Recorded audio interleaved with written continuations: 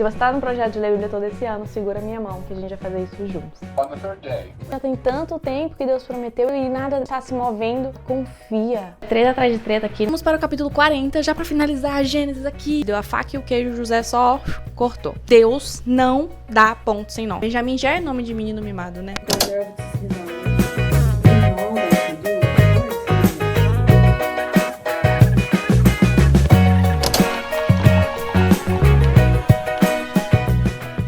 Esse café ficou muito bom.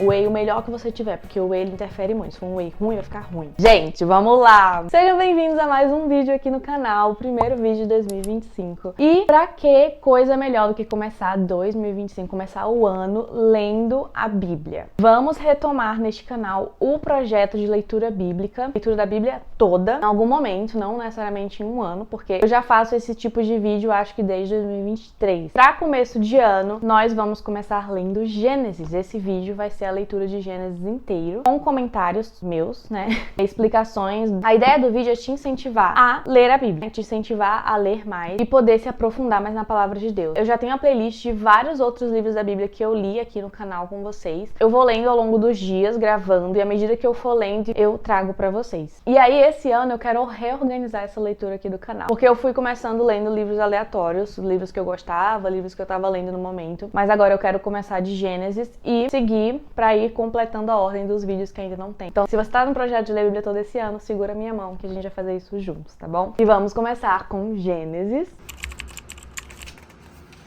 No princípio, Deus criou os céus e a terra. Era a terra sem forma e vazia, as trevas cobriam a face do abismo, e o Espírito de Deus se movia sobre a face das águas. Disse Deus, haja luz, e houve luz.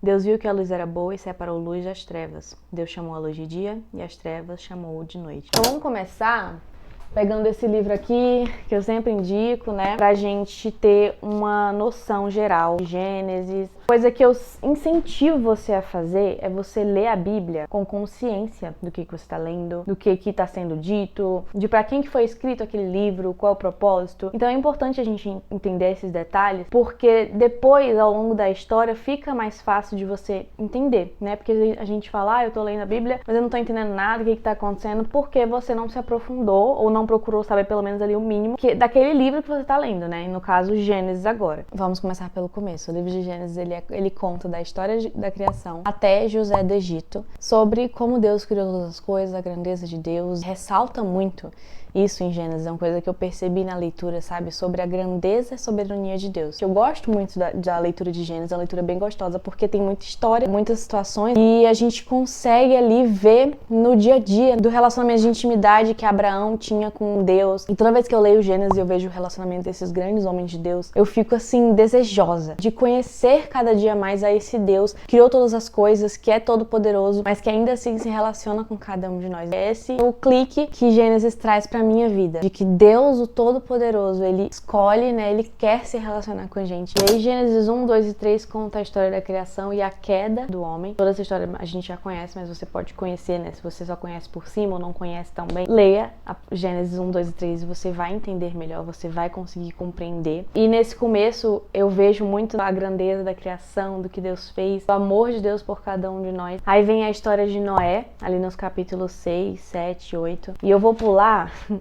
pra parte do chamado de Abraão. Porque Abraão, inclusive já falei aqui do relacionamento dele com Deus e tudo, ele é uma pessoa da Bíblia que, meu Deus, parabéns para Abraão.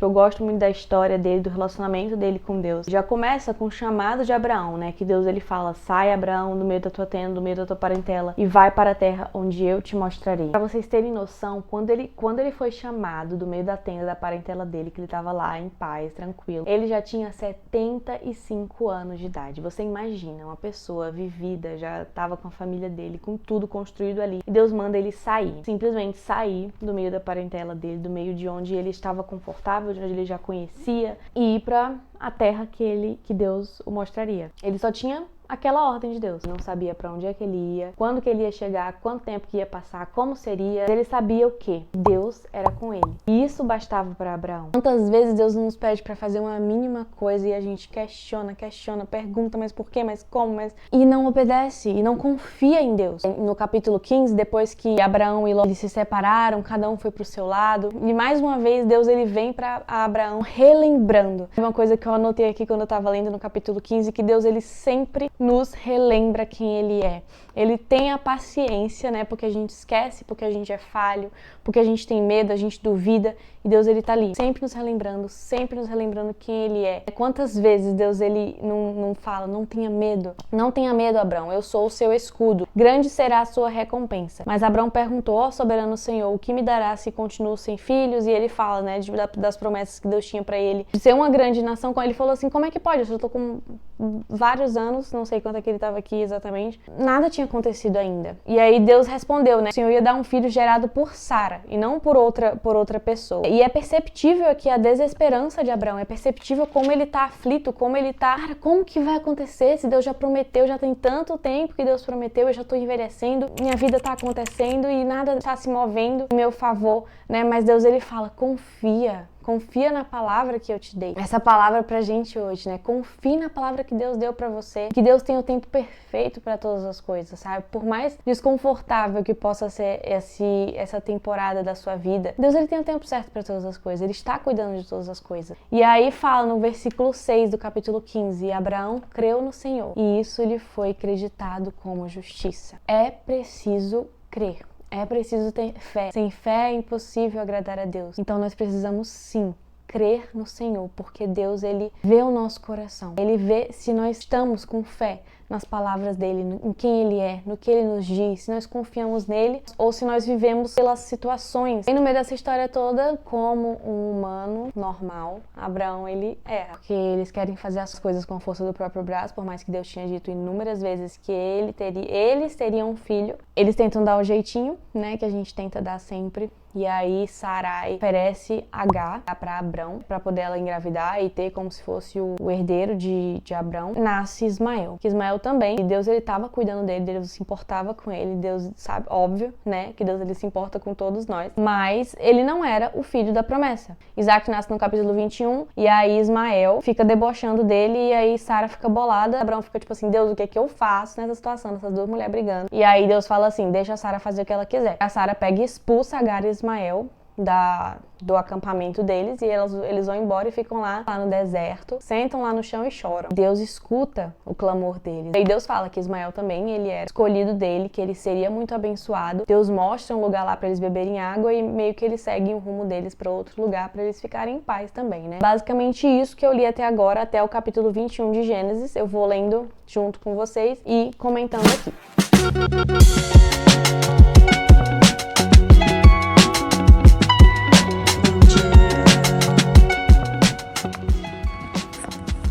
Vamos para um devocional. Primeiro vou pegar água, já bebi. 600 ml, vou pegar mais um pouquinho e vou continuar a leitura bíblica.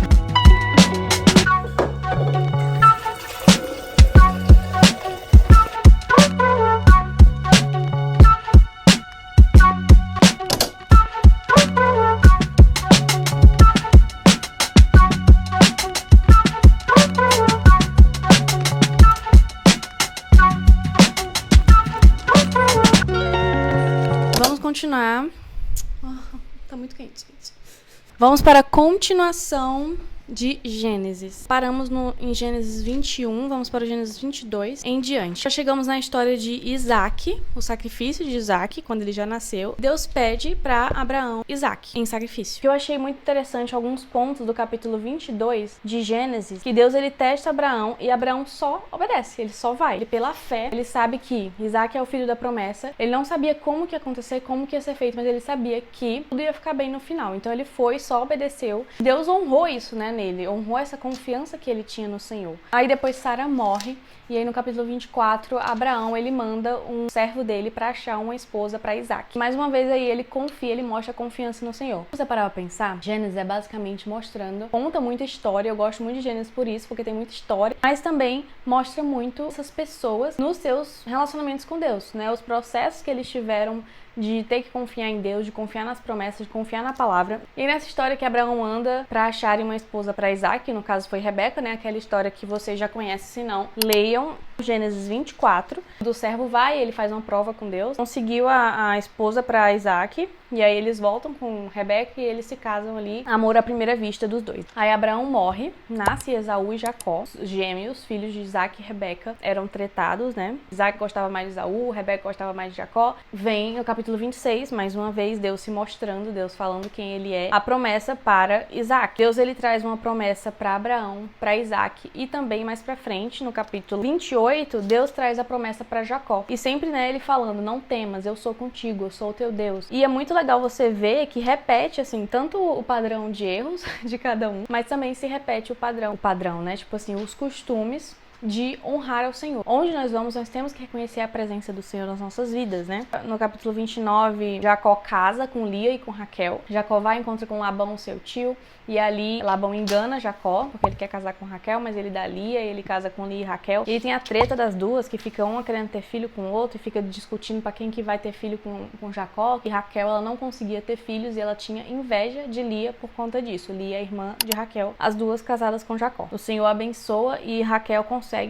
ter filho. E chega um momento, no capítulo 31, que Jacó tá lá com Labão. Tá tendo muito problema com Labão e os filhos dele, que eles ficavam falando que Jacó tava enganando, que Jacó tava pegando as coisas deles, sendo que não, né? Era o Senhor que estava abençoando Jacó e estava dando estratégias para Jacó. Mais uma vez, o Senhor, ele dá o direcionamento.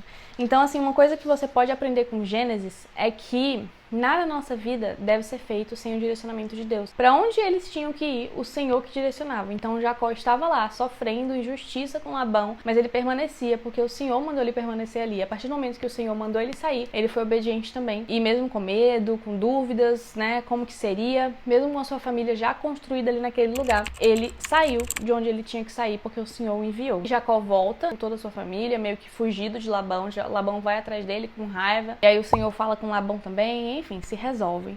E aí chega na outra treta, que é treta atrás de treta aqui no livro de Gênesis, nessa parte aqui. Jacó tá quase chegando em casa e ele lembra que tem o irmão dele, Esaú, que ele enganou, que ele pegou a primogenitura dele, que ele fez toda aquela treta lá. E provavelmente Esaú deve estar muito bravo com ele, né? Querendo até matar ele. Ele fica com medo e aí ele manda uns servos na frente pra ir meio que acalmando ele. Tem o seu encontro com Deus, né? Antes de encontrar com Esaú, Jacó, ele tem o seu encontro com Deus e é transformado por Deus, né? Depois disso, que ele tem o seu encontro com Deus, ele luta lá com o anjo, muda o seu nome, porque Jacó era enganador. Ele teve seu nome alterado para dizer que ele tem ali uma nova identidade, que ele é uma pessoa transformada por Deus. E ele encontra com Esaú e eles se perdoam e tem aquele momento top, né, dos dois. E começa a história de José no capítulo 37. José, filho de Raquel, era o mimadinho, era o mais novo, uma penca de irmãos. E ele vem com os sonhos dele, né, com as coisas que Deus ele revelou pra ele. E eu acho que até assim, talvez de forma meio sem sabedoria, meio imatura, né, ele conta pra todo mundo os seus sonhos e tudo. E ali, tudo isso no capítulo 37, tá? Os irmãos ficam com raiva dele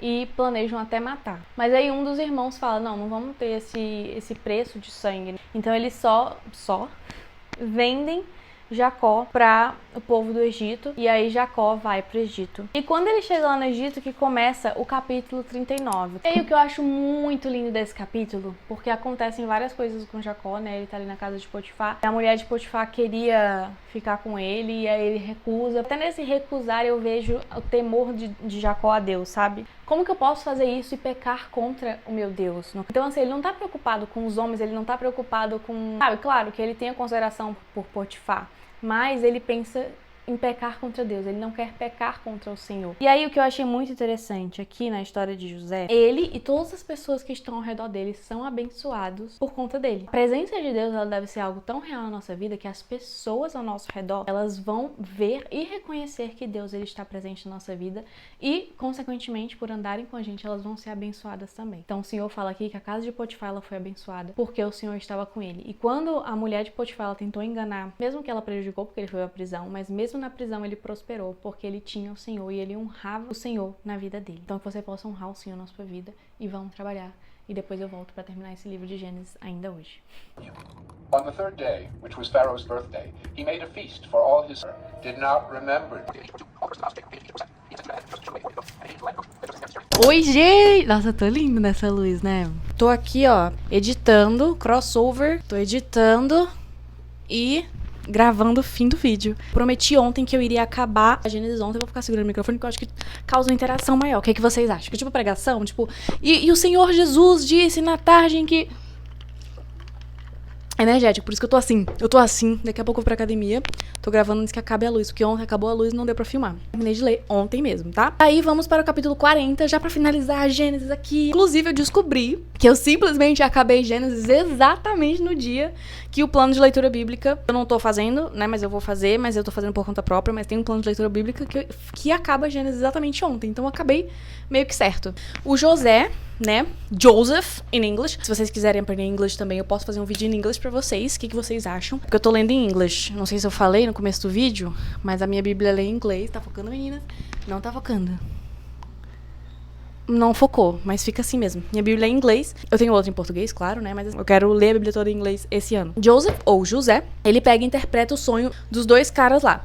Dos dois prisioneiros, né? Porque ele comandava tudo lá na prisão. E ele pega e interpreta o sonho de dois caras. Um morre e o outro fica vivo. O que fica vivo, pega no capítulo 41, fala pra Faraó. Ó, tem um cara que interpretou o meu sonho. E aí, eu tô aqui hoje, né? Eu tava na prisão, tô aqui hoje contigo. Então, eu acho que deve funcionar. Aí, Faraó pega e chama ele pra interpretar o sonho. E uma coisa que eu achei incrível aqui do capítulo 41 é que Deus, ele quando fala com a gente, Deus, ele quando usa a gente, ele não só deu a interpretação pra ele, tá, pega a interpretação. Não, ele já deu o pacote completo, minha filha, entendeu? Ele deu a interpretação, ele deu a estratégia, ele deu tudo pra José ali, ele deu a faca e o queijo, José só cortou. Ele falou lá do sonho, das vacas magras, das vacas gordas, 7 anos de bênção, 7 anos de fome, e aí deu estratégia pra José, pra ele administrar tudo lá e poder salvar o povo, né? Salvar não só o povo do Egito, como também o povo ao redor, que ia lá pedir comida pra eles. E José foi colocado em uma alta posição no capítulo 41 ainda, porque ele teve esse conhecimento, essa sabedoria vinda de Deus pra poder fazer todas essas coisas. Mais uma vez, assim como na casa de Potifar, assim como na prisão, José, através da vida dele, abençoou a vida de muitos outros. Deus não dá ponto sem nó. O que isso significa, Lívia? Que Deus, ele nunca vai fazer uma coisa que o propósito é só pra ti. Ai, Deus me abençoa, eu quero ficar rico, milionário. Ele não vai fazer você ficar rico, milionário se for só uma coisa egoísta sua. Ele vai abençoar você se tiver um propósito maior pra isso. Através da vida de José, ele salvou a vida de muitas outras pessoas que iriam passar fome se não fosse José administrando tudo. E, através disso, José foi abençoado.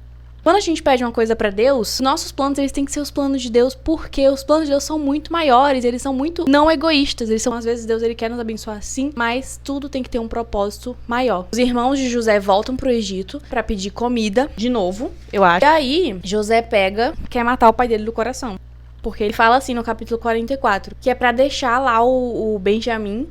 Benjamim já é nome de menino mimado, né? Ele era o mais novo, que é pra deixar Benjamim lá com ele. E aí ele quer o quê? Matar o pai dele do coração. No capítulo 45, José não se aguenta, né? Ele se entrega, ele fala quem ele é, chora em alta voz, ele grita. Todo mundo escuta ele fazendo o escândalo dele com razão, porque, pelo amor de Deus, tanto que ele sofreu na mão desses irmãos dele, né? E aí, minha filha, o perdão, ele corre solto aqui. É porque, cara, imagina. A pessoa foi vendida pro Egito. Mas uma coisa que eu achei muito interessante é que no versículo 8 do capítulo 45, Josué... Eu não vim aqui por causa que vocês me venderam. Eu vim aqui por um propósito maior de Deus. Então eu achei muito...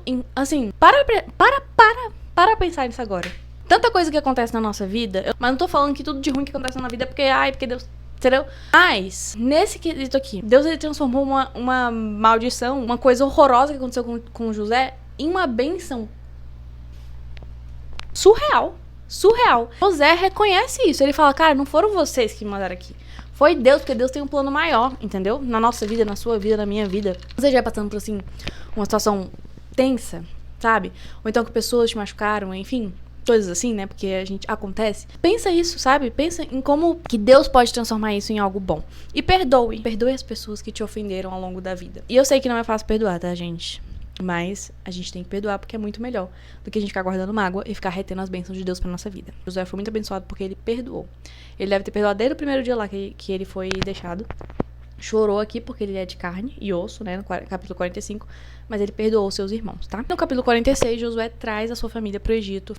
Mais uma vez aqui, que nem eu falei, Deus dá o direcionamento. Deus vai lá, falou com Jacó, falou, olha, pode ir, tá tudo certo. A gente aprende em Gênesis, não saia do teu lugar, não saia da tua cama, não levante dessa cadeira, não levante desse lugar que você tá vendo nesse vídeo, sem o direcionamento de Deus na tua vida. Jacó se encontra com Joseph, e meu Deus, socorro, meu filho tá vivo. Jacó vai abençoar todos os seus filhos. Ele já tá quase morrendo nos capítulos 48, 49, 50. 49 ainda, versículo 28 em diante, Jacó morre. José pede autorização para o faraó para enterrar ele. E aí termina Gênesis com a morte de José, né? E aí ficou tudo bem. Ele morreu com 110 anos. E fim de Gênesis. A lição que a gente pode tirar de Gênesis: não saia do lugar, não dê um só passo na sua vida sem o direcionamento de Deus, tá? Que Deus te abençoe. Até o próximo vídeo. Um beijo e vai ler a tua Bíblia, porque é muito importante você ler a Bíblia. Ciente da palavra de Deus, conheça a palavra de Deus, estude a palavra de Deus e que Deus te abençoe. E até o próximo vídeo. Segue aqui o canal, deixa seu like, me fala se você gostou desse formato de vídeo. Um beijo, tchau!